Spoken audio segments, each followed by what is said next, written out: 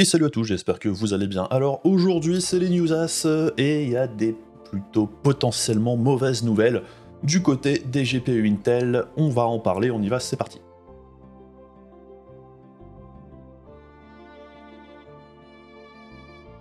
Alors avant de s'attaquer aux gros morceaux Intel, on va d'abord passer en revue les trucs qui vont un petit peu plus vite. On commence du coup avec AMD, et on a déjà parlé du refresh de RDNA 2 qui est censé arriver incessamment sous peu. Ces variantes, donc 6950 XT, 6750 XT et 6650 XT, et bien vous l'aurez remarqué, du coup ça se concentre uniquement sur les puces complètes. Donc ça veut dire pas de 6850 XT et pas de 6850 tout court.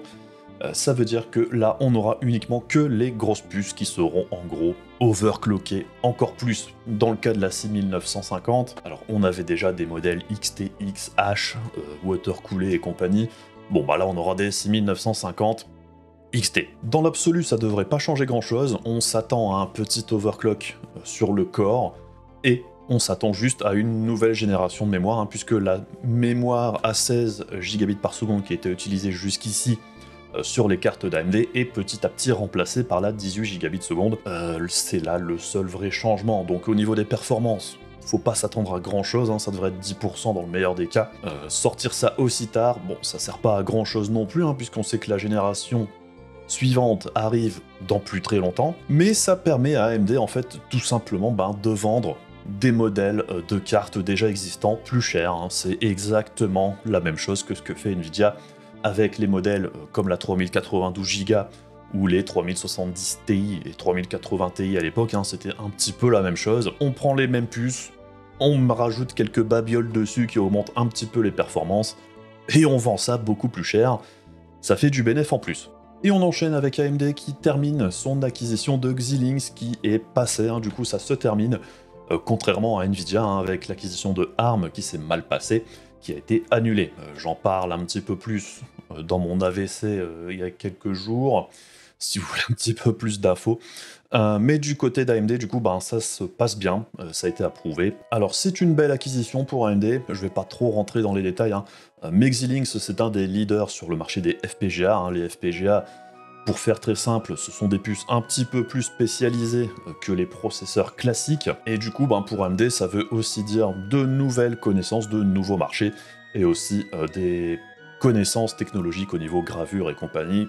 Les ingénieurs de Xilinx sont très bons là-dessus, donc pour AMD c'est plutôt une bonne chose. Et comme à l'heure actuelle, chez AMD, on est à l'heure du multi-chip, il n'est pas dit qu'AMD ne puisse pas ajouter des puces FPGA sur ses CPU ou sur ses GPU à un moment ou à un autre pour faire de l'accélération matérielle dans certains domaines. Pourquoi pas, on verra bien comment ça évolue, mais en tout cas, c'est plutôt positif comme acquisition pour AMD principalement. Un petit peu plus surprenant, apparemment ce serait l'arrivée du FSR sur la Switch. Alors quand on sait que la Switch est équipée d'une puce Nvidia Tegra, avec du coup une partie GPU Nvidia, voir arriver le Fidelity FX, c'est un petit peu surprenant. Mais après tout, pourquoi pas, la puce qui équipe la Switch actuelle n'est pas équipée de Tensor Core et compagnie, du coup elle n'est pas capable de faire du DLSS en natif. Apporter le FSR sur la Switch, ça paraît pas vraiment déconnant comme solution d'upscaling assez simple à implémenter. Donc c'est plutôt une bonne chose, si ça permet à la Switch de galérer un petit peu moins dans certains jeux.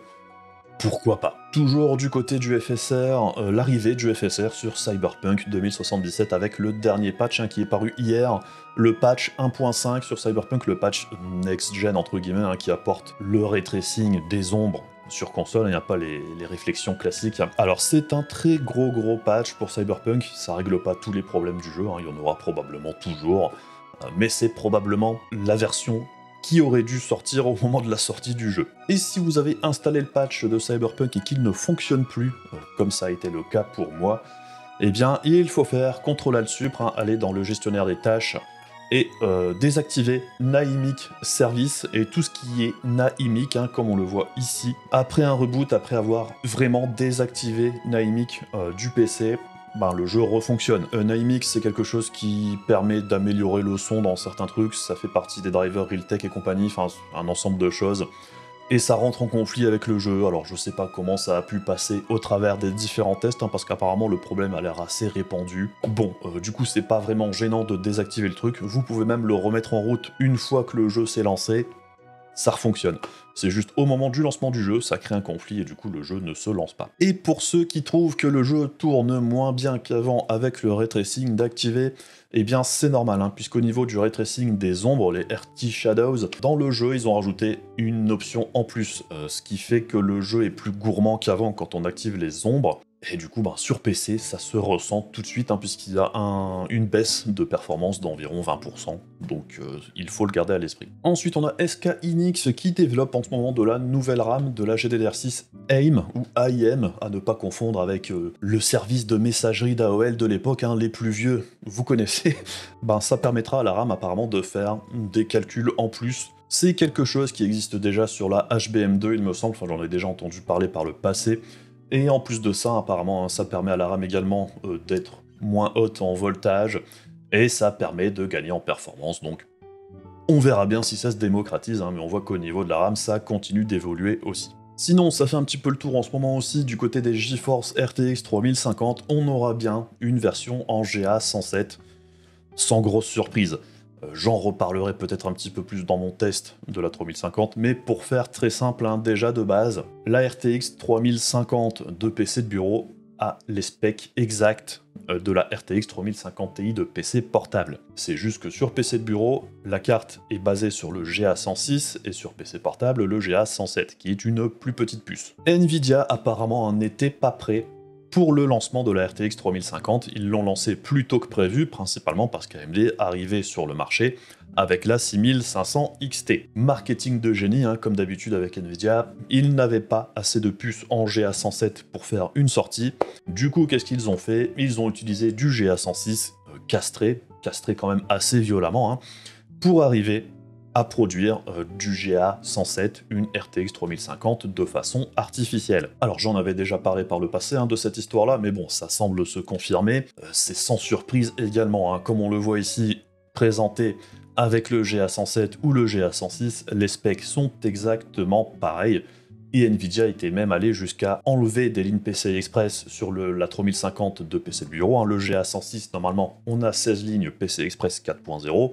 Sur la 3050, c'est 8 lignes PCI Express 4.0, alors que physiquement, les 16 lignes sont là. Ce qu'il faut garder à l'esprit également, hein, c'est que normalement, pour Nvidia, il est quasiment impossible de fabriquer du GA106 et de le vendre à un tarif aussi bas que celui de la RTX 3050. Alors c'est pour ça qu'on en a eu quelques-unes le jour de la sortie au tarif de 280 balles ou de 250 $, mais on voit bien, hein, que depuis la sortie, on est plus aux alentours des 400 et plus. Alors je sais que ça commence à baisser un petit peu, heureusement, mais je ne pense pas qu'on la trouve beaucoup moins chère que les 360 balles qu'on a vu passer dernièrement. Donc je ne m'attends pas spécialement à ce que la 3050 actuelle coûte moins cher que ça avant qu'on bascule sur la 3050 basée sur le GA 107. Pour l'utilisateur, ça changera absolument rien, si ce n'est que la version basée sur le GA 107 devrait consommer moins d'énergie. Donc bon, hein, le lancement de cette 3050,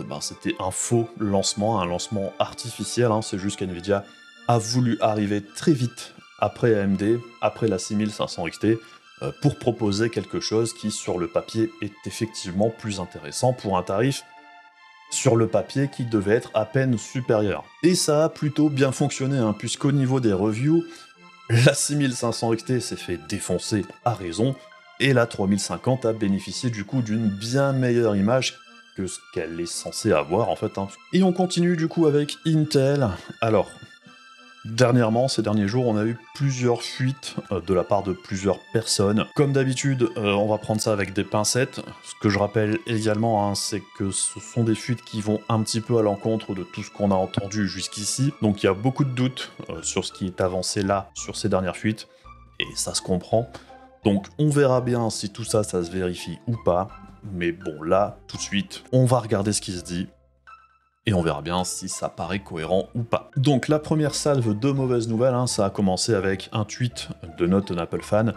Alors si vous ne connaissez pas Not an Apple Fan, hein, c'est un Irlandais assez vénère sur sa chaîne YouTube, qui parle souvent de matos informatique. Hein. Et apparemment, hein, selon une de ses sources, Arc DG2, donc la plus grosse puce de la gamme Alchemist, hein, que l'on attend de la part d'Intel, sur Time Spy offrirait des performances équivalente à celle d'une 5700 XT. Alors la 5700 XT, c'est plutôt proche d'une 3060, on va dire. Donc, si ça se vérifie, on serait bien loin des performances que l'on attendait jusqu'ici pour ces GPU Intel, puisque depuis un bon moment, on attendait plus des performances avoisinant celles d'une 3070, voire d'une 3070 Ti. Alors, c'est possible que les cartes ne soient pas aussi performantes que prévu. Après se posent plein de questions. Est-ce que c'est vraiment le modèle final de la carte? Est-ce que c'est un modèle de test? Est-ce que c'est un engineering sample qui cloque pas aussi haut que la carte finale? Est-ce qu'il y a un bug dans la carte? Enfin, on ne sait pas vraiment. Lui, apparemment, il avance que la carte, il l'a vu tourner en vidéo pendant le benchmark, et c'était bien les performances que la carte donnait au final. Alors après, évidemment, au niveau des drivers, il reste encore beaucoup de boulot. On sait aussi que c'est pour ça que la carte a été repoussée à plusieurs fois de la part d'Intel. Donc, avoir un score aussi mauvais, entre guillemets, c'est possiblement possible. Donc je vous mets le tweet en question parce que j'avais oublié de le mettre, mais de toute façon ça se trouve assez facilement sur Twitter. À la suite de ça, on a eu RGT, donc Red Gaming Tech, qui est une chaîne YouTube. Et ce qui en ressort, c'est que apparemment Intel Arc Alchemist serait plus ou moins repoussé et qu'une sortie pour le premier trimestre 2022, ça paraît de plus en plus compliqué. Bon ça je dirais qu'on s'en est un petit peu aperçu, puisque ainsi les cartes d'Intel étaient censées arriver avant la fin du mois prochain. À l'heure actuelle, on en entendrait certainement beaucoup plus parler, principalement au niveau des performances, au niveau des fuites, au niveau des modèles de test qui se promènent, au niveau des AIB, des partenaires qui doivent fabriquer les cartes. On en saurait très certainement beaucoup plus là, maintenant. Alors ça ne veut pas dire qu'Intel ne va rien sortir du tout avant la fin mars, d'une façon ou d'une autre, mais ce sera très certainement pas la plus grosse puce. Donc pour regrouper un petit peu tout ce qu'il dit dans sa vidéo, ce qu'il faut retenir, c'est qu'il y a des soucis au niveau driver, possiblement au niveau du BIOS, et aussi un petit peu au niveau hardware, où ça se passe un petit peu moins bien que prévu sur certains points, qui pourraient expliquer les performances un peu moins bonnes que ce qu'on espérait, et aussi au niveau des drivers. Alors ce qu'il dit, c'est que là, encore à l'heure actuelle, enfin même au mois dernier, donc c'est vraiment encore assez récent, les drivers, enfin la carte plantait assez régulièrement dans les jeux. Bien évidemment, une carte pas stable en jeu, même si les performances sont bonnes, si le matos est pas stable, ça le fait pas du tout. Au niveau des performances, en DirectX 11, ce serait beaucoup moins bon qu'en DX12, et aussi qu'en benchmark synthétique. Donc là aussi, il y a des problèmes à régler. Et au niveau hardware, apparemment au niveau chauffe et consommation, ce serait pas aussi bien que ce qu'Intel espérait à la base. Donc ça expliquerait aussi peut-être que la carte n'ait pas les fréquences qu'Intel espérait avoir, et donc les performances qu'Intel espérait avoir aussi. Et au niveau de l'implémentation dans les laptops, ce qui est très certainement le marché qu'Intel vise le plus, on sait très bien qu'Intel voudrait très fortement pousser Nvidia en dehors du marché laptop. Pour l'instant, ça chauffe beaucoup et les performances ne sont pas encore au rendez-vous. Est-ce qu'Intel a un problème avec ses futurs GPU? Alors peut-être avec Alchemist. Par contre, on sait qu'il y a d'autres générations de GPU qui arrivent juste derrière. On sait que Battlemage, qui est la seconde génération, doit suivre assez rapidement. On sait également que Arc, normalement, aurait déjà dû sortir. Et Intel repousse depuis un moment l'échéance, principalement de ce qu'on en sait à cause du software, à cause des drivers. Puisqu'on sait très bien que sortir du matos performant, mais avec des drivers moisis, avec du matos qui crache, ça va pas laisser une bonne image de marque. AMD en sait quelque chose, il se traîne encore une image assez mauvaise au niveau des drivers, même si sur cette génération 6000, je trouve que c'est complètement injustifié. Les drivers AMD actuellement sont plutôt bons. Si les drivers sont mauvais au moment de la sortie, même si c'est une première génération de GPU, ça donnera une mauvaise image. Donc on peut comprendre qu'Intel repousse la sortie jusqu'à ce que ce soit à un niveau qui leur paraît acceptable. Et même si les performances au final sont un petit peu plus décevantes que ce qu'on espérait, j'ai envie de dire, moi je m'en fous qu'Intel débarque avec une carte qui donne les performances d'une 3070 ou d'une 3060 Ti ou d'une 5700 XT, tant que le produit est stable, qu'il fonctionne bien, que les performances sont correctes, à un prix correct, évidemment, il faudra voir ce que ça donnera au niveau efficacité énergétique aussi, si la carte consomme beaucoup, chauffe beaucoup, et offre des performances pas top, Bon, ça va pas trop le faire non plus. Mais bon, hein, on sait que Alchemist, c'est la première génération de la part d'Intel, on sait qu'ils sont là pour rester, on sait qu'il y aura d'autres générations derrière, on sait qu'il faudra très probablement plusieurs générations pour qu'Intel arrive au même niveau de performance, au même niveau de stabilité, au même niveau de performance au niveau des drivers que les concurrents, on sait que cette puce Alchemist, ce sera un petit peu le premier coup d'essai. Ce qui est pour nous, je trouve, le plus décevant, c'est que ça commence à tarder un petit peu. On aurait bien aimé que ça arrive plus vite, puisqu'effectivement, même si là, la situation semble s'améliorer au niveau de l'approvisionnement GPU au global, hein, on voit qu'il y a de plus en plus de stock, on voit que les prix descendent petit à petit. Avec l'arrivée d'Intel, ça aurait peut-être encore permis d'accélérer le truc. Bon, il faudra peut-être patienter encore quelques mois. Personnellement, hein, j'attends encore ces GPU avec une certaine impatience, hein, puisque j'ai vraiment envie de voir ce que ça va donner. Et puis je suis aussi très content de voir arriver un troisième acteur sur le marché, parce qu'il en faut un. Et même si Intel aura peut-être la place qu'AMD occupait auparavant, c'est-à-dire les cartes un petit peu moins puissantes, un petit peu moins efficaces, qui n'ont pas forcément les dernières technos les plus puissantes, les plus intéressantes en premier, le rapport performance-prix sera peut-être plus intéressant chez Intel pendant quelques générations, parce qu'Intel va aussi chercher, bien évidemment, à gagner en part de marché dans un premier temps. Faut se faire un nom, il faut vendre en quantité pour installer la marque. Puisque bien évidemment, hein, si Intel débarque sur le marché avec quelque chose de moins puissant, et dont on n'est pas sûr que ça fonctionne bien au niveau driver, pourquoi prendre le risque de prendre un GPU Intel quand on a le choix chez AMD et Nvidia avec quelque chose de beaucoup plus stable la plupart du temps? Pour donner envie à l'acheteur, faudra que le prix soit intéressant, tout simplement. Enfin bref, on en saura très probablement plus assez rapidement, malgré tout, hein, même si c'est un petit peu repoussé. Dans la logique, ça devrait arriver avant l'été, à part si Intel décide tout simplement de zapper cette première génération, ce qui est une possibilité également, mais ça le ferait peut-être pas trop du côté image de marque, hein, après avoir annoncé tout ça maintenant il y a plusieurs mois. Enfin bref, c'est tout pour moi pour aujourd'hui. J'espère qu'il y aura des infos intéressantes dans le lot pour vous. Comme d'habitude, n'hésitez pas à faire les trucs casse-couilles de YouTube. On se retrouve assez rapidement pour le test de la 3050, hein, que je suis en train de terminer. Il y a encore un petit peu de boulot à faire. Je vous dis à très bientôt, je vous fais des bisous, à la prochaine, salut!